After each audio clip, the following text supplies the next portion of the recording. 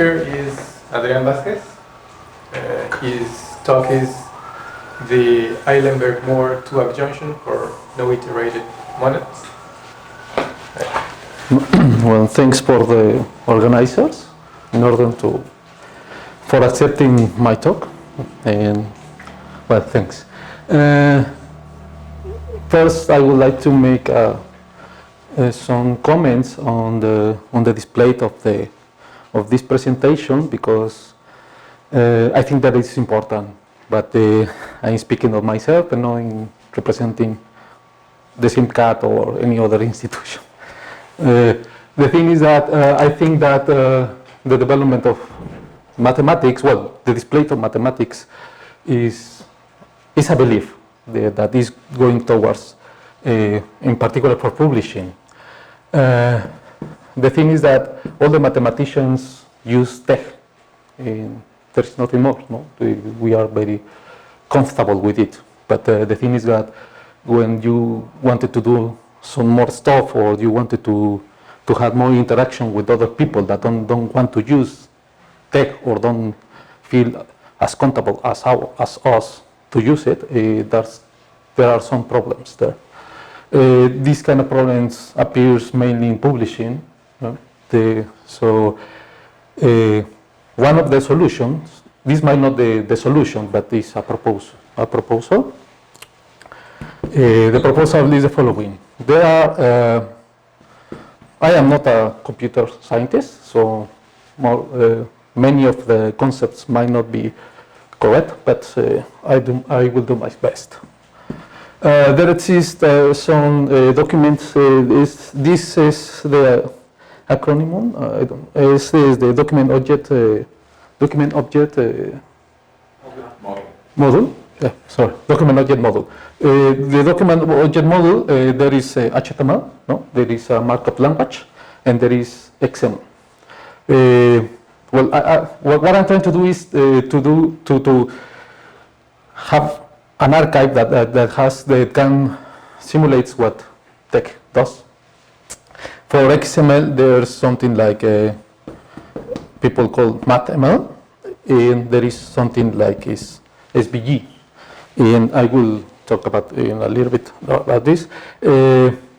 What is important about this MathML and SVG? Well, the thing is that MathML is like micro language to do mathematics. I don't know. It's very similar to tech, but I always confused about this. You open, it's like a begin equation and equation, and in here you have some sentences in order to write maths. I don't know, something simple to then the founder of a category. This is more or less similar to tech, but with this it's very simple. You can do some very basic equations with this markup language. But the thing is that for categories, this MathML is not enough. There are no arrows. There are no way to do long arrows or diagrams. In order to do that, I use SVG. That is a markup language in order to do diagrams. Well, any kind of two images. With this and this, I was able to do some diagrams in category. Some people say, some people might say, as I told you before, what do you do that if you have tech? Well, one of the problems with tech that I had found, well, the problem is that it comes with publishing in order to interact with other people. As I said to you, they are not as comfortable as us in order to use tech. No? So this might be one of the proposals. The proposal for the solution for that is this one. And the thing is that you will see some interaction with MathML and SVG. One simple things that I think that is important, and I came across with problems with tech, is the following. For example, I always wanted to do, I forget, is this one, begin enumerate? And enumerate. One simple problem, that is very difficult for tech to do. item, for example, the same here. I will try to reproduce this in MathML. In MathML, you can say is the same as his. Enumerate is an order list. You want an order list. An item is the same. And you plug this one here. You will say, well, what is the problem with that? I always wanted to reference this item. If you wanted to reference this item in TeX, you had to program in TeX. But the thing is that when you program in TeX, some people solve this problem, but it has so many problems with another library. For example, people have solved this problem in order to reference this item, but you have problems. The main library that you can come across with problems is this one. If you put XYPIC, if you wanted to reference this one, your algorithm doesn't work very well. But what is the thing with XML is that actually you have to program it. It's not you have to program in TeX in order to do the referencing. But what is the thing with math is that with math, LML is a child of XML. When you define every XM, you can insert an identifier. If you can program with a PHP, you can point it out to this identifier quite easily. It doesn't have any problems in the future. So if you wanted to solve this problem without any inconsistencies with other libraries, but tell me and I will drop this paradigm. This is a very simple problem that TeX is very problematic in order to deal with. Well, some people might say, why do you want to do this? Well, why not? So this is the result is that it is. Sorry, and you might say this kind of problem won't appear here. Well, yes and no, but the thing is that for HTML you have this consortium, W3 consortium, that makes sure that there are consistencies in order to define all the tags that you put in here, in order not to have these kind of problems. But there are problems anyway. But there are behind HTML you have a consortium of people that say how to do the things. In TeX, I think that people program this and program that according to what appears at the moment.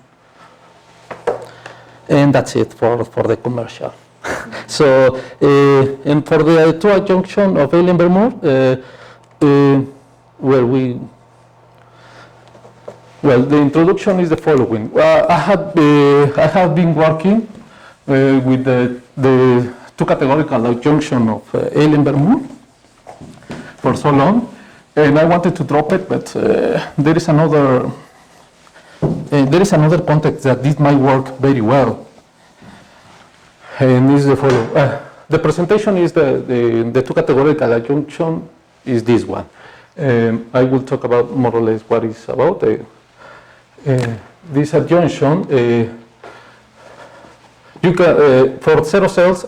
This part, can be a double adjunction, a double category of adjunction. The part over there. And this double adjunction looks like this. Double category, sorry. The composition of cells, these are the zero cells. These are the one vertical cells, the one vertical or the horizontal cells, and the composition is the composition of two cells. Vertical is the composition of adjunctions. This very much is straightforward, the composition for this.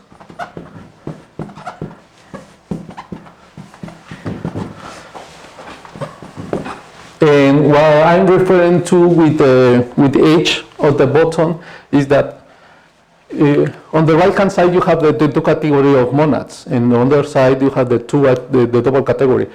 But you can take the horizontal part and this is a two category.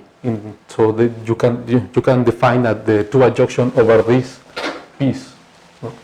This can go on this one and this one, but you have this piece of this horizontal, you can do the two adjunction. And you can also, this two adjunction works also very well with the composition over here, because you can have a two natural transformation between the functions over there, but I'm not talking about that. That's not the main topic of the talk. So what does this two adjunction does is that if you have an adjunction,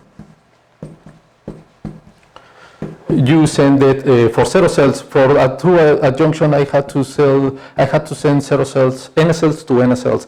In particular, for L cells, where should I send this one? To the induced monad, eta. Sorry, error. This is the induced monad. For one cells is the one cells. How do you? Which are the one cells? Are of this form.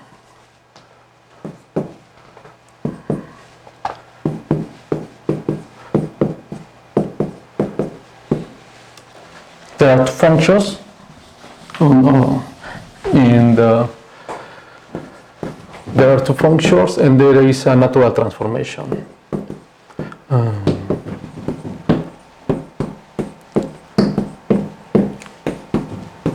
I will call it rho JB, and it has to be an isomorphism. And in the isomorphic natural transformation, I call it bar rho, in order not to have many problems later. It's as simple as that.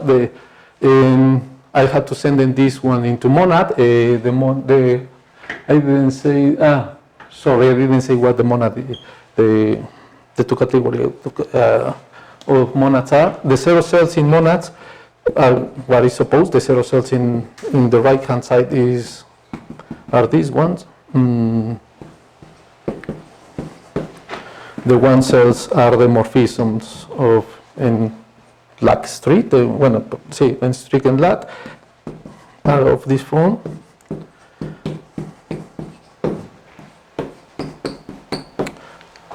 The diagrams will appear later, but I'm going to talk about first because I don't know. I realized that it was better to talk about them right now.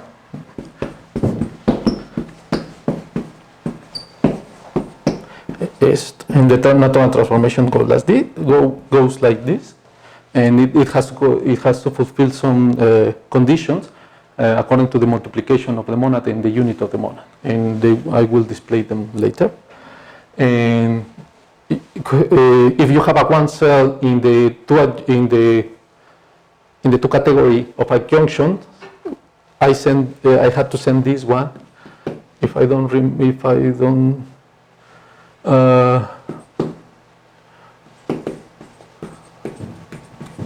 where this one is the mate of this one. Something like that. It's a natural transformation who go this way and fulfills the condition for the multiplications and the unit of the monad, and so on. And why is it called the Eilenberg-Moore two adjunction? Because of the comeback, because of the two right adjoint. You can go from here with these two functions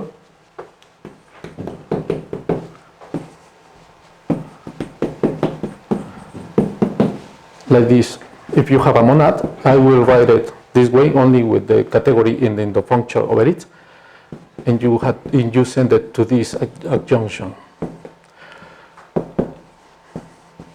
Is the classical free forgetful adjunction, the classical Eilenberg-Moore free forgetful adjunction. These are the Eilenberg-Moore categories, and this is the free algebra function, and this is the forgetful one. And you can only construct this.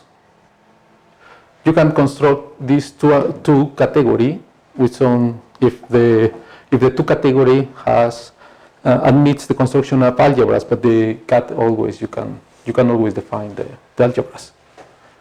These algebras, if you can define it, you can do this adjunction. So you can always have this one, but the other one has to fulfill the two category. In order to have the right adjoint, you have to have your two category over which you are constructing this has to admit the construction of algebras in order to do the other one. What is this category? Is the Eilenberg-Moore algebras? Could you say what For example, if you have a monoid, are the sets on which the monoid can act. For example, the monoid is like this over sets. Sorry, they have to. Is the monad? You have a monoid. You can have a monad this way. In these algebras, the construction are the G sets. Well, it's M sets. This concept is very common for groups, but you can also have it for monoids. Yes, the puntos from M to sets. This is the most used example of this kind of stuff. Well, this is pretty much. But what is the philosophy? Well, right now I'm going to talk about a little bit how do you can adequate this in another context.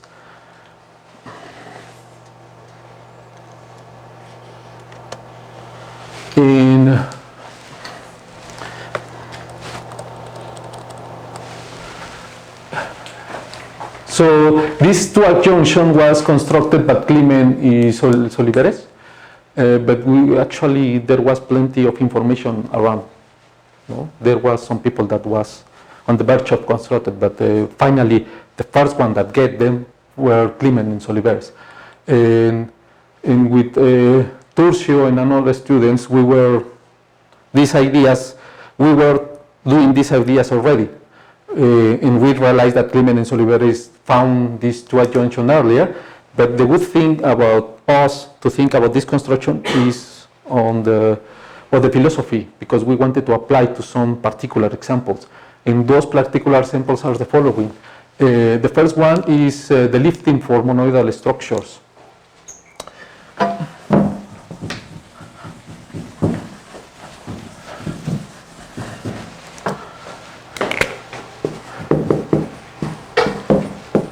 You have a monoidal category over C, and you wonder if you can lift that monoidal structure to the Eilenberg-Moore, to the category of Eilenberg-Moore algebras.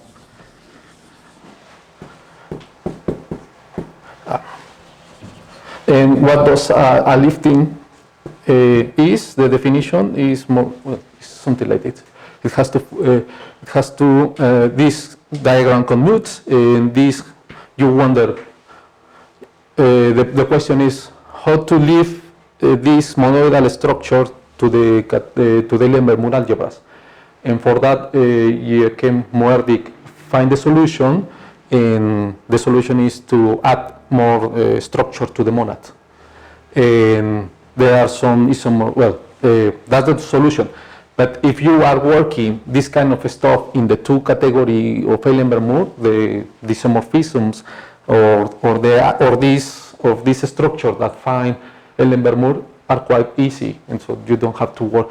And if you read the article of Joachim Moerdig or another people that has done this before, what you realize is that they are basically doing step by step this structure.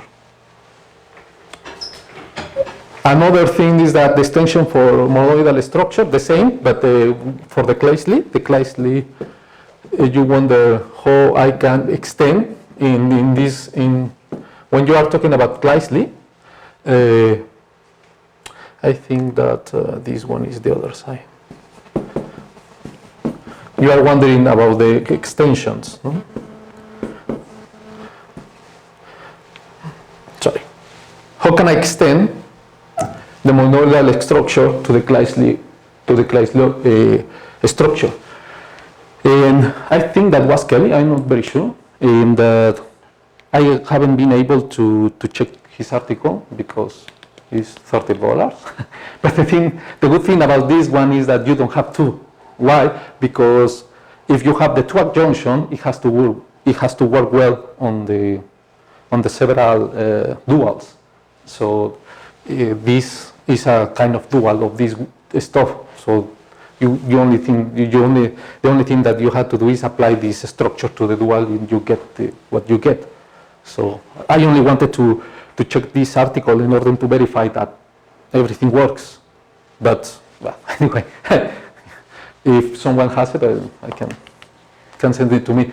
And the third application of the two adjunction can also work with the Hoff monads.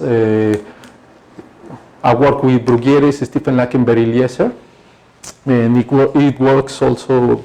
Eliezer, what they call Hoff monad is that if you wanted to also to leave the structure, if for this monoidal structure you have a closure,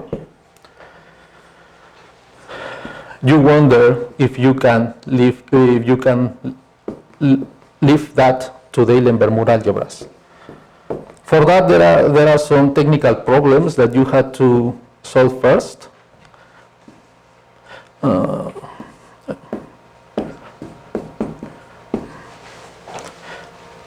And the question is how to leave this one to the Eilenberg-Moore algebras when the monoidal structure can be closed. That was solved by Bruguieres, Stephen Lackenberg, Eliezer, and it also worked very well in the two adjunction of Eilenberg-Moore.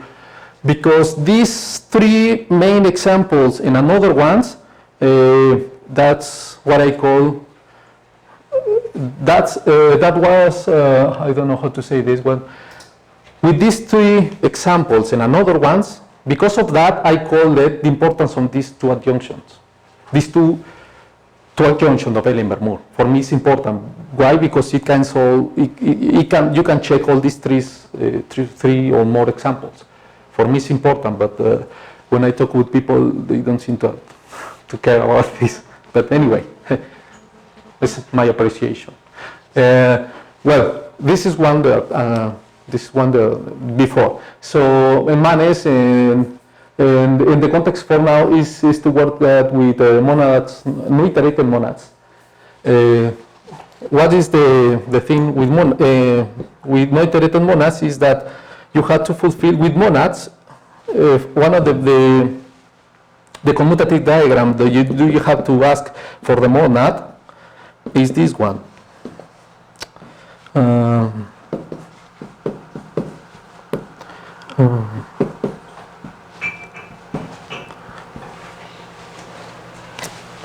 And you can see that you have to iterate 3 times the function, the endofunctor over the category. But there are certain endofunctors that this can be complicated to work out. So Manes introduced the idea to express the monad, but without these iterations, and we'll talk about that later. And then it came Marmolejo and Wood in a series of papers with pseudomonadas, more in the philosophy of Manes. And this talk, what I want to do is to try to do these two adjunctions in the monad, in the non-iterated monad, in order for the future to extend it to the pseudomonads, somehow. So the objective is to adequate the two adjunctions for universal arrows in no-iterated monads, because I feel that once you see the no-iterated version of the monads, well, the philosophy is this one. You have a two adjunction.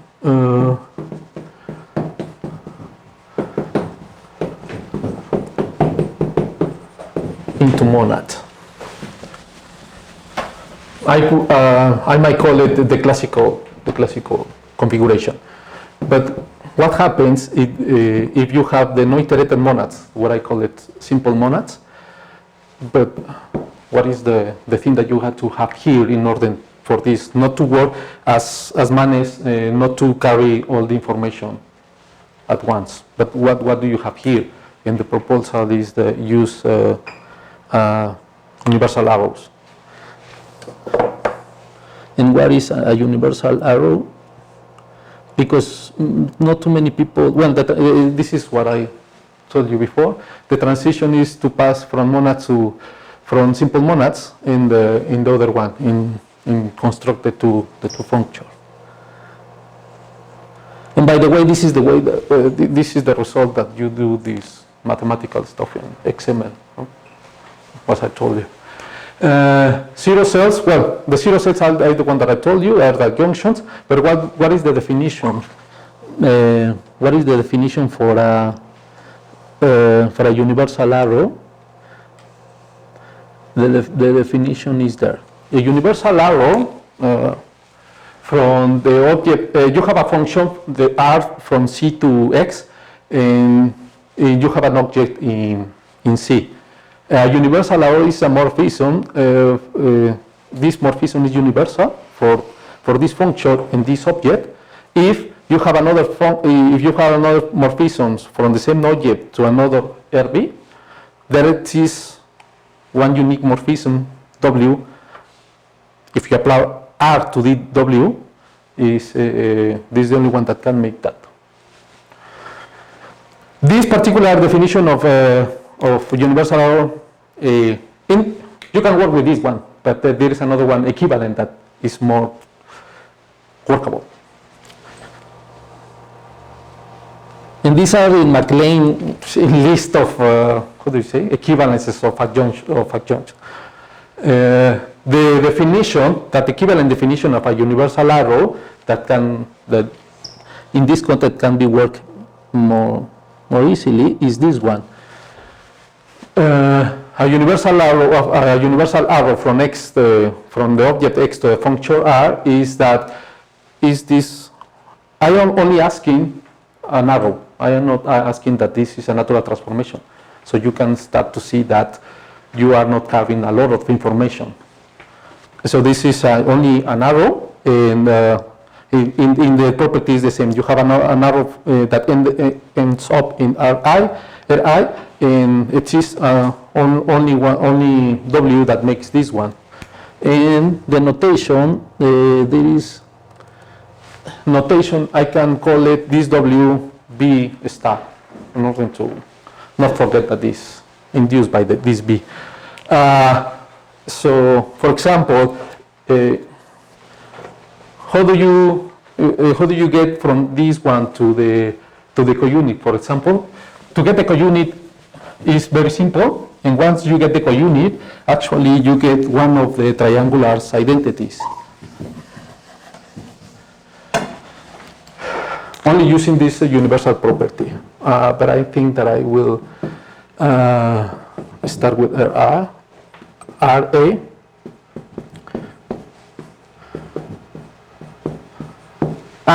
Sorry, and also you don't have to construct this L function completely. You only have to define it of objects. So the thing is also you started to see that you don't have to define everything at once. Everything is encoded in this universal arrow.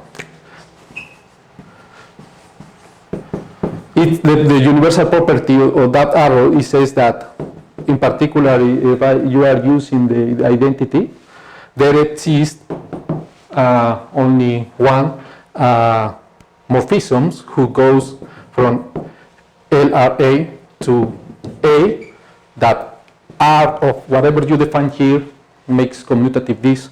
Well, the wise choice to name this one is the component of the counit in A. And in particular, you have one of the triangular identities. The other one is more complicated, but not that much.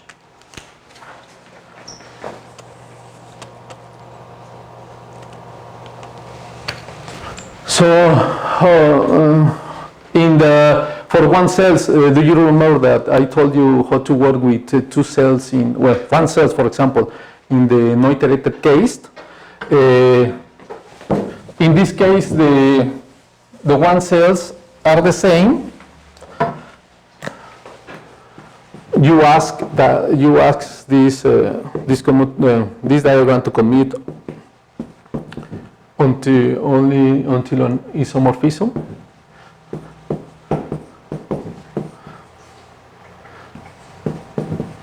And you don't ask in the definition. You don't ask for the mate. You forget about the mate. So you started to lose, well, information. Everything is encoded there. So you only ask for this one and not the other one.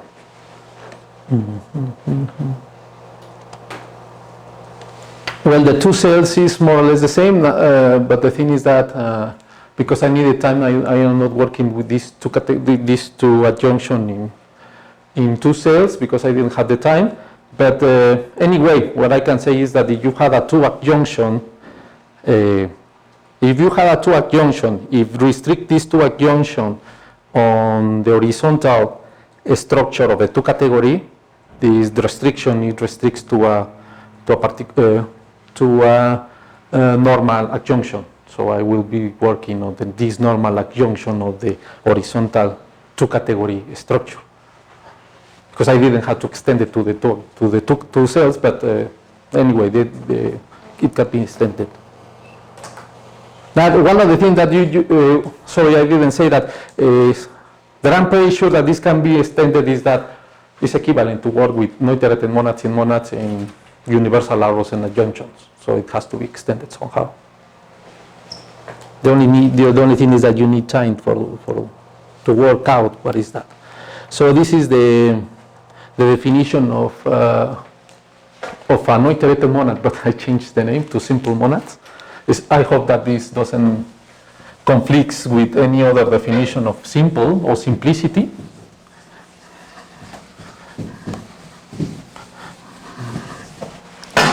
And the requirements are if you need also the category, then the function, the morphism. Remember that you only have a morphism. You don't ask for the naturality.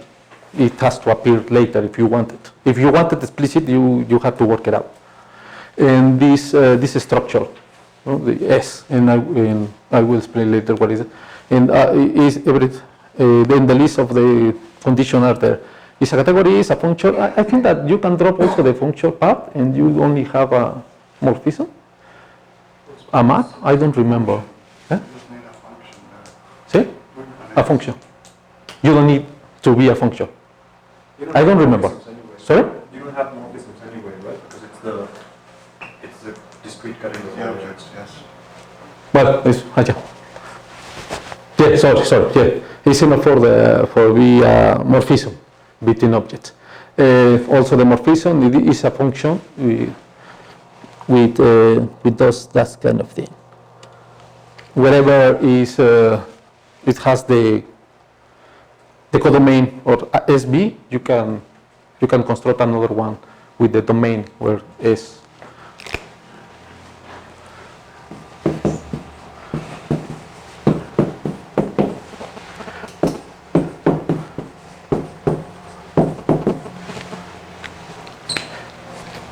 And the conditions for that are the following.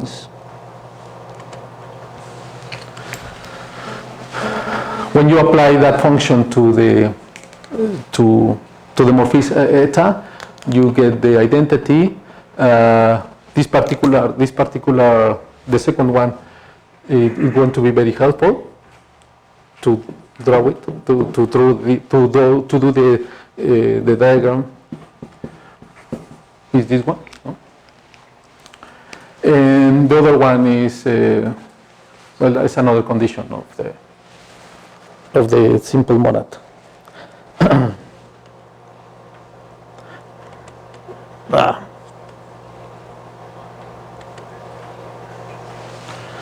This, as I told you, this is the structure, the one cells when you are taking into account the iteration. No? it appears here the function 2 times over there, and here is appearing 2 times, plus the function that goes in one direction. And we wanted to drop as much as possible those iterations. So what does it do? A proposal for the one cells In this setup, what you want to ask is that what does it mean to have a one cell there? If you wanted to go this one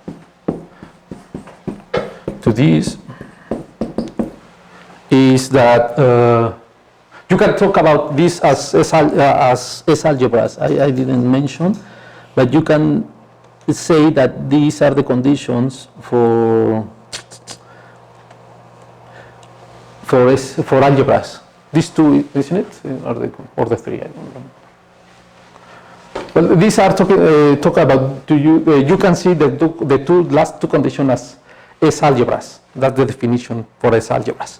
So what does it do for S-algebras? This P is that you start with an A algebra, and you had to send it in another T algebra. In the construction is the following.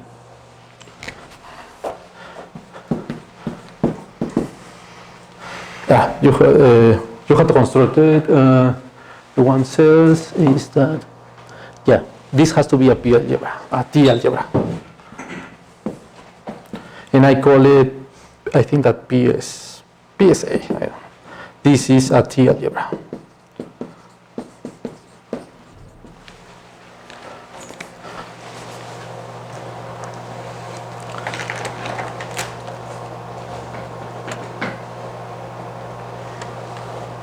Well, this is for the 2 cells, but I'm not working out.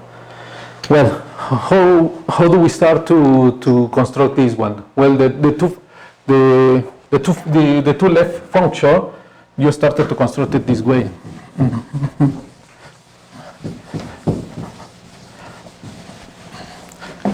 How much time do I have? 20 minutes?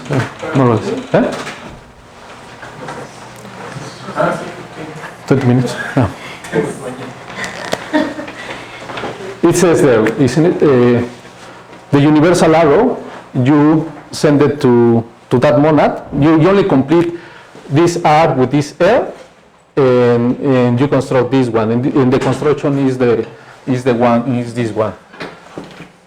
If you have F of this way, R, L, B, F,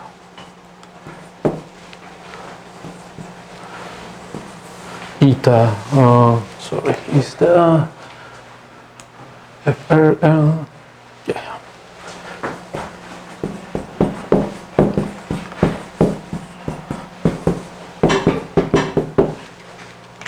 That is the one that you start with a morphism that has a codomain. Codomain is the monad over B, and you have to lift it. You have to somehow to find out a morphism whose domain is applying the monad over the domain, and this is the one. So you start to see that this more straightforward or more natural, and fulfills the conditions.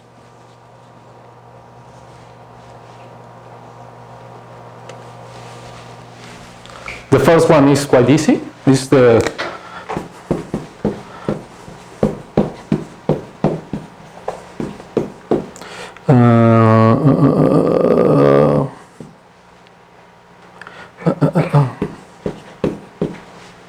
the only one that can. Sorry.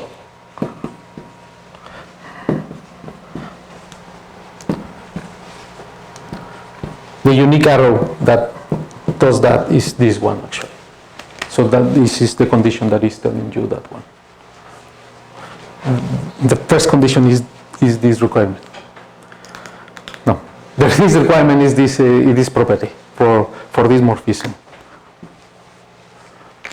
For the second one, well, the second one is the definition actually.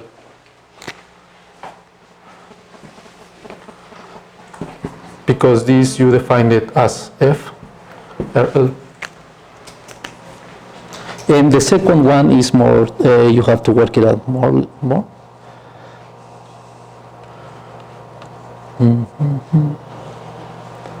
And for the second one, for example, you wanted to prove that the third one, sorry.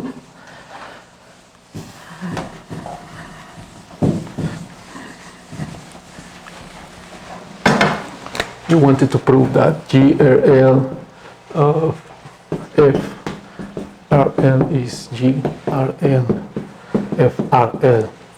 But the one that already proved is this one, isn't it?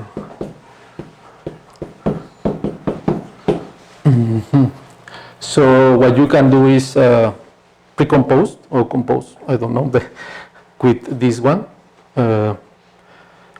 RG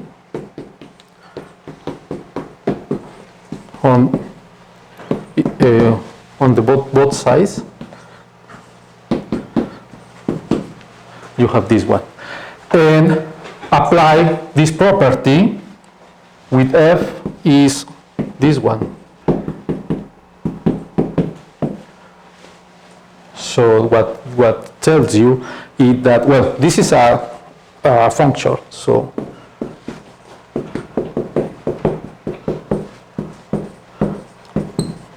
what tells you is that you have this one on this side, and if you plug it here, you will have this condition. RG star F eta. Sorry, something. I don't like something here.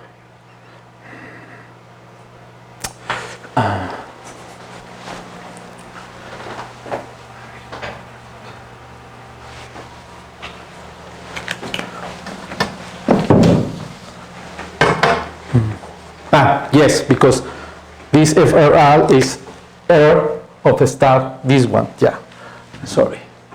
We have this one, and this is R star of R, G star of F star.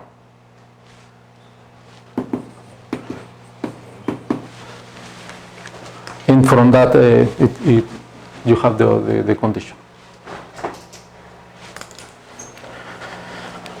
This is J R F R. This is G R with F R. This is the one that makes everything workable. So it has to be that one. It has to be equal.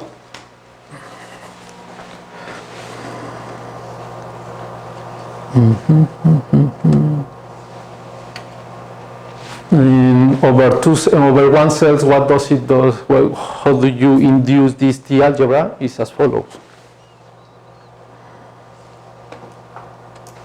Well, I didn't have time, but you can imagine that the heads of the arrow go this way, because I had to program it in PHP for an arbitrary angle that the head of the arrow has to point in that direction, but I didn't have time.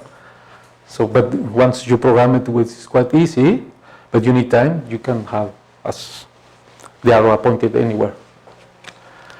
And that's the definition for when you have that's the definition for a T algebra. And you can see here that you need the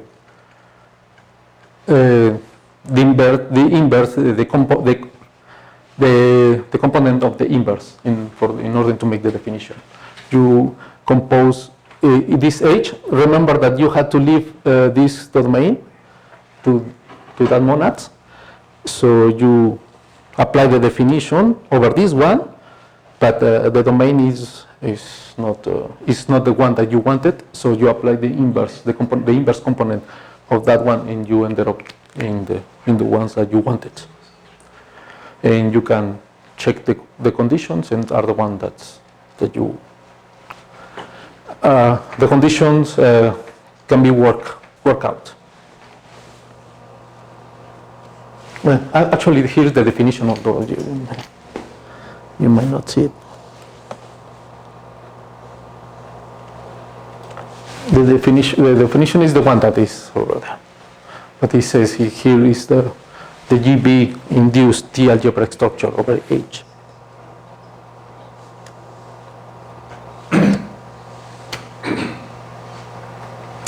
And finally, how do you, well, in the others, in the comeback, we have to work out the algebras. No? We wanted to pass from the algebras to one adjunction, no? That make the universality. And for that, I had to say more in order to have this universality. And we need a proposition.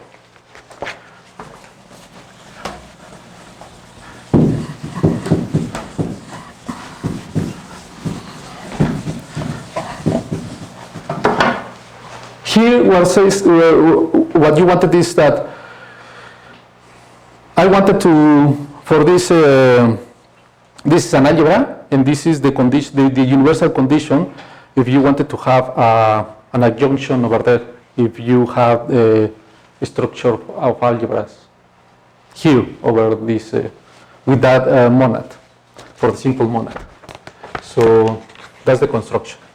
Well, I mean, if you work out the definition for, if you are constructing the adjunction and you work out the condition for the universality, has to be that one. And we have to propose what is this Q morphism. And for that, I need a proposition. And this one, as I told you, you don't have to define it everywhere. You just have to define it in the object.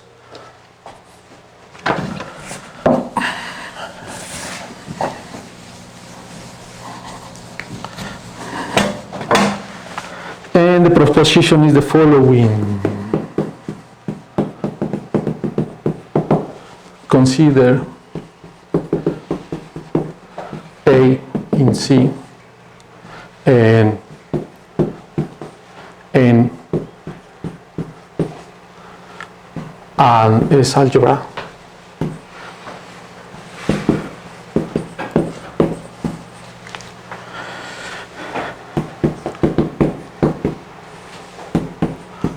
The P morphism who goes from A to N is the one that you started in the universal condition. Is the one that you give, that P. And the proposition is that when you lift it, because in algebra, you lift it to S of A,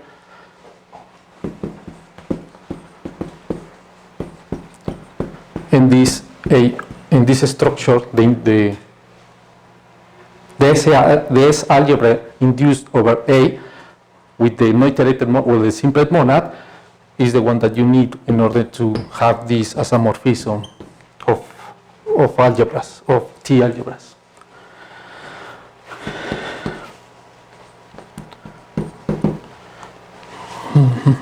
And the proof is the following.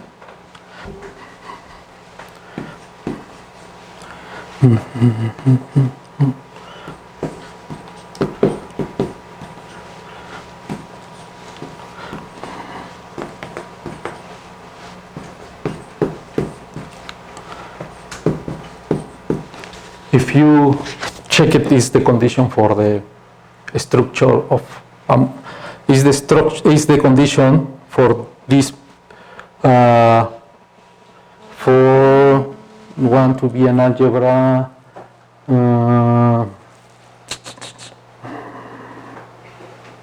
The condition for sorry.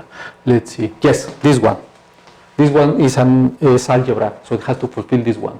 So you don't have to. Only have to see it twisted. And if you in the forgetful function is the one that you can imagine. Therefore, you ended up with this one. If you work out the condition for that one, the forgetful function, the proposal for the Q is this one. You forget the structure of algebra, and you only plug this one into here. and it gives you, and you know that this commutes because the condition of this one, because the condition of n to be is algebra, and you can work out more details if you want. And I would like to end the talk here.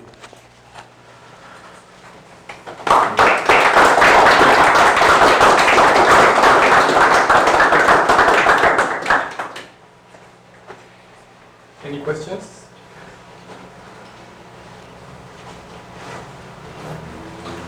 I do have a comment on your third slide, I think it is.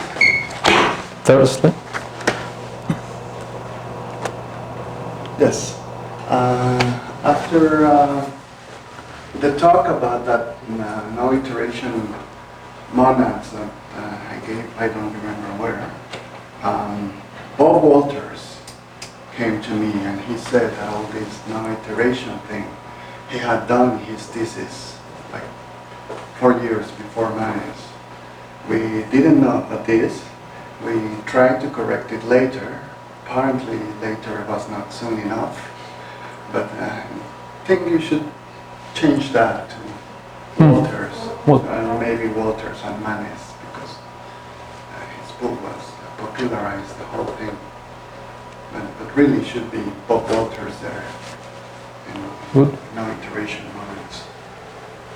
Yeah, well, and also for your comment, I wanted also to stress the fact that the objective for this is to work out with your no iteration pseudomonads later on. I mean, this is only to start that kind of line. But I'm still kind of confused about this. If it's the same information, shouldn't you just restrict the information you already have to see what everything is in this no-iteration case, and it should give you everything automatic? Yes, well, yeah, but I wanted to work it out. Well, yes, but the thing is that is missing the adjunction, the universal arrows anyway. Because you work out, as I remember, you work out with weak triangular conditions, but you are working with, isn't it? But anyway, yeah, well, the point of all this, yeah, you are correct, but the point of all this is to construct a suitable definition of adjunction. Maybe you're on the words of Dominic that you had to check the weak definition of adjunction, and I think that one thing to start is the definition of a weak adjunction of Poiret. He was working with that kind of a structure. So I started to check it out, but I couldn't finish it.